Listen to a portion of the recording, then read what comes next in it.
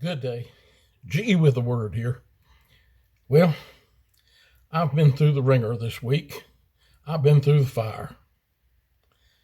Have you ever heard anybody say those words? Maybe even you have used them a few times in your life. And it's possible you didn't say them out loud, but they were rolling around back there in the back of your head somewhere. They've been in my head quite a few times.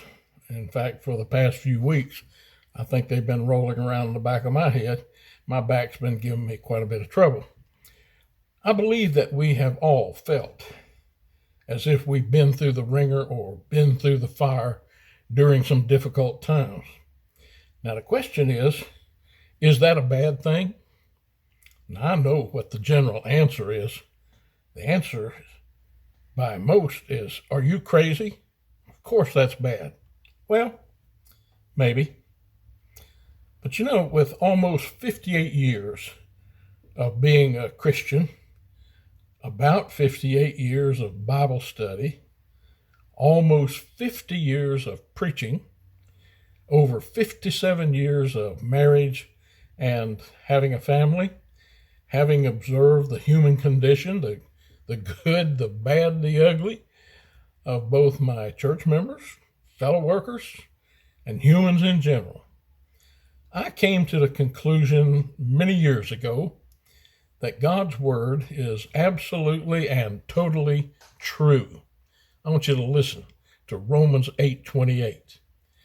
And we know that all things work together for good to them that love God, to them who are the called according to his purpose. Let me read that again. And we know that all things work together for good to them that love God, to them who are the called according to his purpose. So, what about those trials, those hard times, those painful times? Well, let's go back to that going through the ringer. A lot of younger people don't even know where that phrase came from. It came from the old Wringer washing machines back before we had spin cycle. The old washing machines had a wringer, two rollers that squeezed out the water from freshly washed clothes. The first wringers were hand cranked. Later they were gear driven, and they would literally take the hide off your fingers and hands if you weren't careful. The wringer removed what was no longer needed, that is, the water. They removed what was no longer needed. I want you to listen to James chapter 1, verses 2 and 3. Oh, these are hard words.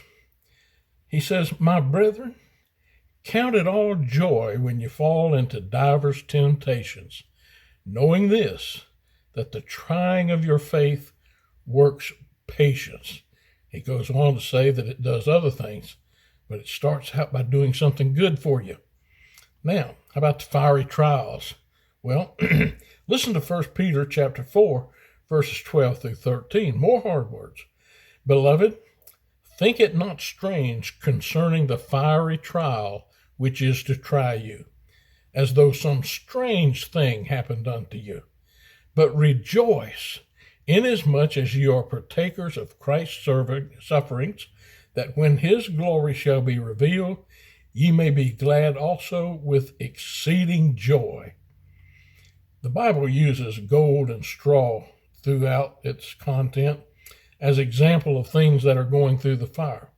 Now, the gold is purified and made beautiful and precious. The useless straw is burned up. That's in Malachi. My brethren, listen, you are going to go through difficult times. You are going to feel as if you are going through the ringer, going through the fire. Let me tell you this. The ringer removes something from your life that does not need to be there. The fire purifies you and your faith, and as with gold, makes your life more beautiful and precious. God's working something in your life many times through great difficulties. I want you to listen to 1 Peter chapter 1, verses 6 and 7. Peter writes, "Wherein ye greatly rejoice, though now for a season, if need be, you're in heaviness through manifold temptations, that the trial of your faith, being much more precious than of gold that perisheth, though it be tried with fire, might be found unto praise and honor and glory at the appearing of Jesus Christ. Brethren, lift up your head in the midst of your troubles. God uses those times to eliminate things from your life that are not needed. And take heart and rejoice. God is purifying you that you might be found unto praise and honor and glory at the appearing of Jesus Christ.